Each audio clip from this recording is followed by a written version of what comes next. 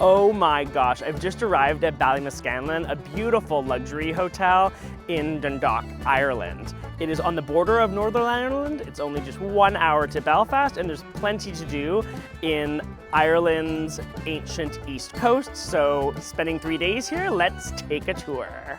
Ballymascanlon Hotel and Golf Resort is located in Dundalk, Ireland. An impressive Victorian house forms the heart of the hotel, offering a luxurious tree-lined arrival. The hotel dates back to 833 AD and is set on 130 acres of beautiful parkland, providing ample space for exploration and relaxation. The hotel offers 97 bedrooms, including 6 original, luxuriously designed rooms in the Victorian house.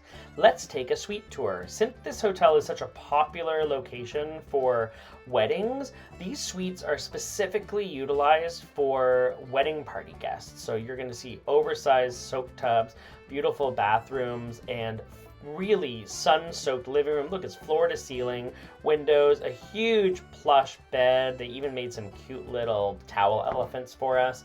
The curtains pull back and you can hop up and enjoy an oversized balcony space. So this area is for standing, and then just on the other side there's 2 chairs and a table, so you can enjoy a hot pot of tea or a glass of wine while looking out over the beautiful Victorian home and then onwards to the green and the golf course. It was my 40th birthday when we arrived, and they were such a treat, offering us this lovely Irish whiskey, fresh soaps, chocolates, and scented candle. Let's check out the restaurant concepts. We've got Proleek Restaurant. This is the signature restaurant at the hotel. It's where you will have your daily morning breakfast as well as dinner. So at breakfast, they've got a selection of cereals, and then they've got a granola station, a charcuterie and cheese station with hot station featuring tomatoes, grilled mushrooms, some hash browns, scrambled eggs, bacon, sausage, and fried eggs. We also really love their French pastries, so make sure to get one of their raisin buns or croissants. At dinner, the space turns into an elegant fine dining affair. We ordered 2 glasses of Pinot Grigio. They brought out some sourdough bread with some freshly made pesto and, of course, ice cold Irish butter. Really lovely. You can see all the ferns and palm fronds in the interior. We started our dinner with a goat cheese salad and some cod fritters, and then for dinner we had steak with onion rings and a lovely chicken with chorizo jam and all these delicious side dishes with fries as well as potatoes. The terrace bar is a more casual spot. You'll find a lot of the golfers come here after a game. There's an indoor area where you can hop up at the bar, enjoy dining on things like fish and chips or chicken wings, and then outside on a sunny day, enjoy the terrace. Look at all the seating they have on their patio. You can see that we got very lucky with the Irish sunshine, which is a rarity, so you should be a little jealous of us. While I didn't want to ruin my dinner, it was pretty impossible when they brought these 3 bowls of delicious nuts to the table. We hopped up at the bar after snacking ourselves silly and then ordered 2 different cocktails. They pour lots of sudsy pints of Guinness here. I had a delicious passion fruit number and Nicola got a strawberry sour. We're going to now take a tour of the property. Of course, we have to start off at the golf club. The hotel is very famous for its 18-hole golf club, so we hopped in some little golf carts and zoomed through the greens to check out some of the most beautiful views on the golf course property. You'll find lots of sand traps, even some cute little rivers and creeks. And look at that beautiful view. You can see the hills and mountains in the background. If you're a big golf lover, make sure to come to Ballymascanlon just for a golf game. It's a great golf weekend. And interestingly enough, because of Emerald Isle's temperature, you can easily come to Ireland and enjoy golfing year-round. So if you're Canadian, itching to putt, come to Ireland, enjoy a golf game. The fitness center is boutique-y and overlooks the beautiful indoor pool. So let's take a shot of the pool. You've got a big jet jacuzzi indoors, a lovely swimming pool that has space to do some lane swimming. They have a plunge pool that is frigid as well as a sauna, and an outdoor jacuzzi as well. So you can see we really got lucky with the sun. We're in a hot tub and looking at people as they're golfing. There's also a tennis court underneath this beautiful cherry blossom. We were here in early April, so it was cherry blossom season. Nicola is an expert tennis player. We're looking at Andre Agassi style moves here. Now the next morning we went on a river walk. The property has a beautiful river and creek that aligns just right on the side of the golf course. So enjoy a nice stroll along the riverbed and then head to the most famous attraction on the property. If you're a history buff, you are going to absolutely love the fact that the estate is home to a 4,000-year-old proleak stone. It's a captivating historic landmark. This is a ancient Neolithic space where people believe there were funerary monuments and ceremonies for the dead. The most famous is this proleak stone. So you've got 3 stones, one of them's hanging on the other, and you're encouraged to throw a rock, and if you throw the rock on the top and it stays, then you've got good luck. Ballymascanlon is uniquely located an hour north of Dublin and an hour south of Belfast. It's a great location to center yourself for a couple days of exploration. So we're now going to show you all of the day trips that we did from the hotel. We're starting off at the Brunaban Visitor Center. This is a UNESCO World Heritage Site. It is a rich archaeological landscape in County Meath, Ireland. This is our first stop when we left Dublin to head towards the hotel, and it's renowned for its Neolithic passage tombs, including Newgrange, Noath, and Douth, which predates Stonehenge and the Egyptian pyramids, showcasing Europe's largest collection of megalithic art. At the Visitor Center, there's a really great interactive exhibit that teaches you all about the passage tombs that you're going to be visiting. Just make a note, it's really important to book this in advance because they sell out in the high season. We got very lucky and were able to hop on a tour last minute because some people canceled. When you arrive, you're going to meet your guide and hop into this bus. The tour takes about 2.5 hours. You're going to start off at Noath. Noath is the most famous. It's called the Grand Mama of all passage tombs. This is our lovely, friendly, knowledgeable guide. She spent time educating us about all of the stones. These are Neolithic mounds, chamber tombs, and standing stones, and they're prehistoric enclosures as well, and they date back to around 3,200 BC. The site contains the largest assemblage of megalithic art in Western Europe, with elaborate carvings of spirals, lozenges, and other geometric designs on the tombs. You can see right here ancient spirals. There are even areas that look like they're snakes, and our guide tried to explain what some of the hypotheses are of what these mean, and then we skipped through the larger passage areas to peek into some of these smaller mounds. You can't go inside because they are incredibly ancient and they could collapse on your body and kill you, but if you want to stay alive and still enjoy the space, enjoy strolling through the area, whip around to the center, and then the largest passage tomb actually has this staircase. So this is very safe to climb up onto, and you're encouraged to head up to the top here. You can see it was a very windy day, but we got very lucky with beautiful sunny blue skies. You could see as far as the eye can see. This is a really classic Irish view with rolling emerald green colors. We hopped back in the bus, and our last stop was a visit to Newgrange. This passage tomb is famous for its alignment with the rising sun during the winter solstice, it allowing sunlight to illuminate the burial chamber for a brief period every year. You can't film inside because it is a burial site, so photos and videos are not allowed, but an amazing experience once you get inside. Our next stop on our way to the hotel was this beautiful ancient abbey. Look at the amazing property. You can walk through here. There's no cost. There's parking. So we really do recommend on your drive from Dublin to Ballymascanlon to stop here after visiting the famous passage tombs. We spent about 20 to 30 minutes here. There's placards all throughout the location so you can learn about the different areas within the monastery. The most popular day trip for guests staying at Ballymascanlon Hotel is the adorable ancient city of Carlingford. It's situated in the heart of the Cooley Peninsula at the foot of Slieve Foy and overlooks the Mourne Mountains.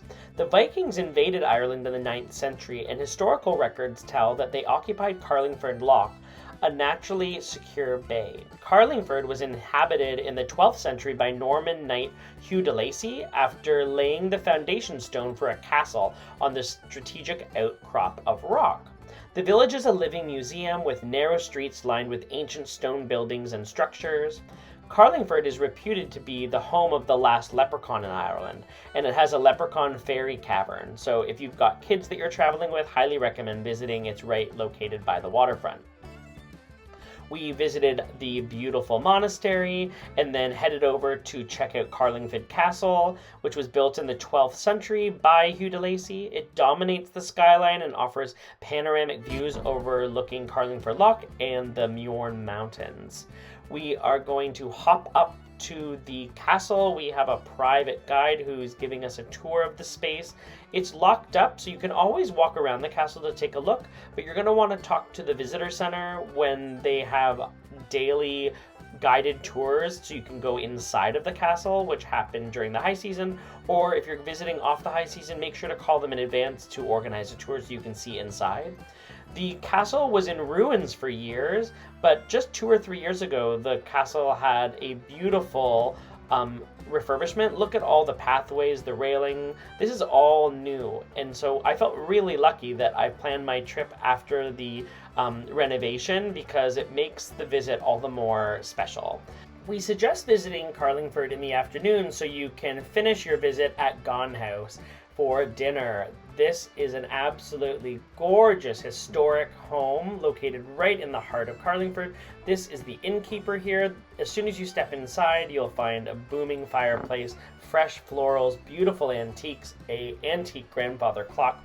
And we're going to skip through here and see here's a little family room area with beautiful little couches, another booming fireplace, cute chandeliers. This is a hotel, a boutique little property with just a handful of rooms, so you can stay here as well, but it also has a fine dining restaurant and bar. At the lobby, I do want to recommend popping by here to see the locally made preserves as well as local beauty products that are made that you can purchase to take home. This is the bar. It's lined with bookshelves filled with wine bottles, another lovely little fireplace, beautiful outdoor gardens you can see through the window, and you hop up on a seat and take a look at their bar menu. They have, of course, pints of Guinness, but we wanted to get a gin and tonic, and I wanted a Jameson whiskey ginger. So we ordered 2 classic highballs and took a look through the Ghan House menu. After selecting our dishes, they walked us from the bar up to the fine dining room, which is beautiful. Look at this grand piano, a beautiful selection of flowers, and from our table we had views overlooking the garden. We started off our meal, of course, with sourdough and cold Irish butter. The amuse-bouche of the evening was a crispy potato with a beetroot gravy. We ordered a bottle of French perfectly crisp white wine, and then we ordered a trilogy of appetizers to follow, which was the absolute sublime shrimp cocktail, a shell filled with perfectly seared scallops, and then I ordered a soup, classic white onion soup. It had a little bit of potato and cream. Our dinner was pork tenderloin and venison, and because it was my 40th birthday that evening, we celebrated with a cheese plate of Irish fromage and a chocolate cherry cake. It was phenomenal. The next day we had an enjoyable drive to Blackrock. This is just south of the hotel. It's a famous beach, and they've got some fabulous sculptures. They educate you with these placards about the local birds as well as the seafood that they grab off the beach during the warmer months of the year. You can enjoy taking a look out at the mountains and beyond. We really recommend coming here specifically because they have so many lovely cafes and restaurants. So if you're looking for a place to eat lunch or dinner, or just want to grab a coffee in the morning and enjoy a stroll on the beach, we suggest heading to the village garden. Look at how cute it is inside this coffee shop. They have lovely pastries. We were here during Easter, so there's lots of chocolate bunnies. We've got even Cadbury mini egg brownies, some carrot cakes, cookies, some delicious apple and pear cake, as well as hot crust buns because it's the Easter season, and savory sausage rolls. We also headed to Dundalk right afterwards. This is the largest city in the area. Come on to town. The city of Dundalk is famous for all of its art murals. All throughout the city you can enjoy taking in all of the beautiful murals. They have this organized on a map on their website, as well as there's QR codes so you can learn more about the artist. And they also have a local guide that you can book to take you on a mural hopping visit of Dundalk. Beyond the murals, there's also lots of fabulous sculptures. There's several cathedrals. We visited the city's most famous cathedral and skipped in there when there was actually a group of students who were practicing their Gaelic choir singing, which was really interesting. So we're going to head into the cathedral and take a look inside. Dundalk's cathedral has beautiful wooden pews. The ceilings are bright white and they've got like a pink peach interior paint. It all looks very, very nice and bright. And these are the school kids who are practicing their Gaelic choir skills. On our third day at Ballymascanlon Hotel, we took a fabulous day trip to Belfast, which is the capital of Northern Ireland. It's located less than a 1 hour drive from the hotel property, so highly recommend enjoying a cosmopolitan experience and exploring Belfast. We started off at the St. George's Market, where because this is a weekend, so it was lively. They even had Highland dancing. These ladies have swords, so don't get close to them or upset them because they'll poke you with them. And we enjoyed skipping through the market. On weekends, it's got a mixture of antique shops and food. We were here for a food tour, so Taste and Tour is a local tour operator that operates a tour that's very popular called Belfast Food Tour, and they'll take you all throughout the market to start the tour.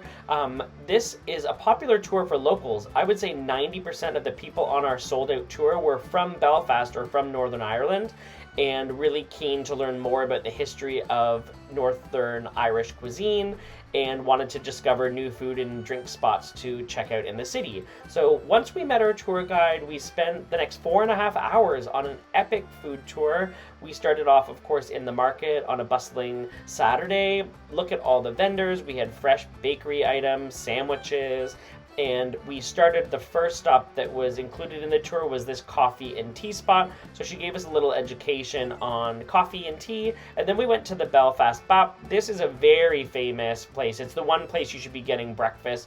It's a calorie clogger. Look at that tower of meat. It's insane. And this is a Northern Irish sweet that has marshmallows and cherries in it. We then headed over to the cheese and charcuterie expert. You can see they have all of these buckets filled with olives and tapenades and gorgeous pickled peppers. So they had a little plate where we could try a sample of different items that are made in Ireland.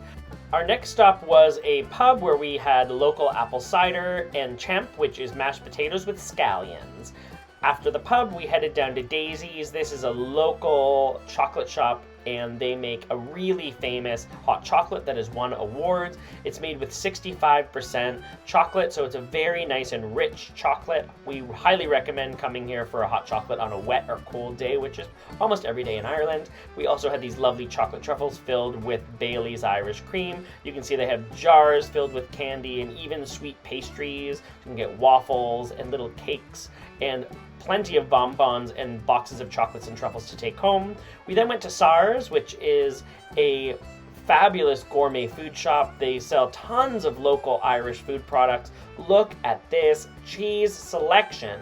They have lots of Irish cheeses, so it's a great place to pack for a picnic, or if you're going to come home to the hotel and don't want to have a fancy restaurant meal, but just want to like sit on your bed, sip a beer, and nosh on cheese and charcuterie. You can see they have cannolis as well as tons of gourmet sandwiches. Highly recommend a spot visit here. On the patio, they brought out this selection of breads with local jams, red pepper jelly, a lemon oil, and smoked salmon topped soda bread.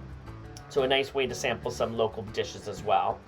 Our next stop was another pub where we headed up to the top floor. You can see it really looks like a classic Irish pub here. We could order a glass of wine or a local IPA, and they served their famous steak and chips. So we had a steak and chips lunch. This is one of the more heartier parts of the meal. Our next stop was a really famous cheese shop. They specialize in selling Irish cheeses. Look at the interior. If you are a fromage fan or even just casein curious, you are going to love a visit. The last stop on our Belfast food tour was an absolutely adorable, tiny little pub We're going to skip inside the Reporter. This place has a little bit of a history because during the Troubles, the reporters from the local newspaper used to hide in here to sip whiskey. They have almost 90% of their products are all Irish beers, gins, and whiskeys. We had a whiskey with ginger.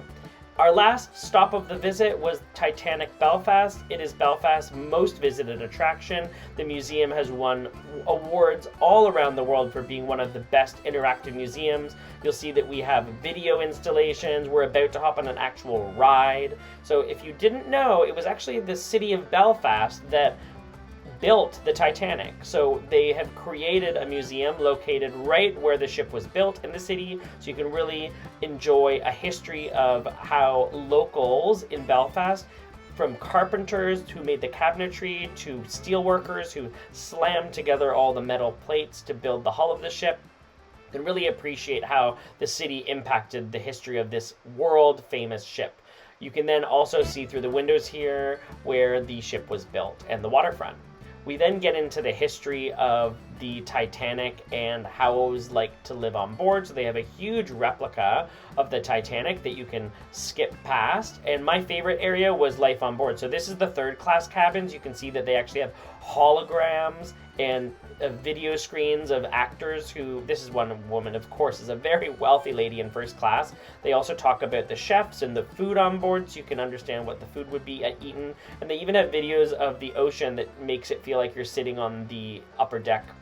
This wraparound video is incredibly impressive. It starts at the hull where the engines and boilers are located, and then you literally float through the whole Titanic and feel like you're right there. This is one of the 6 remaining life jackets from Titanic, and the tour of the museum ends where you learn about all the different steps of how the Titanic sank, and then you can stand over the Titanic and say goodbye.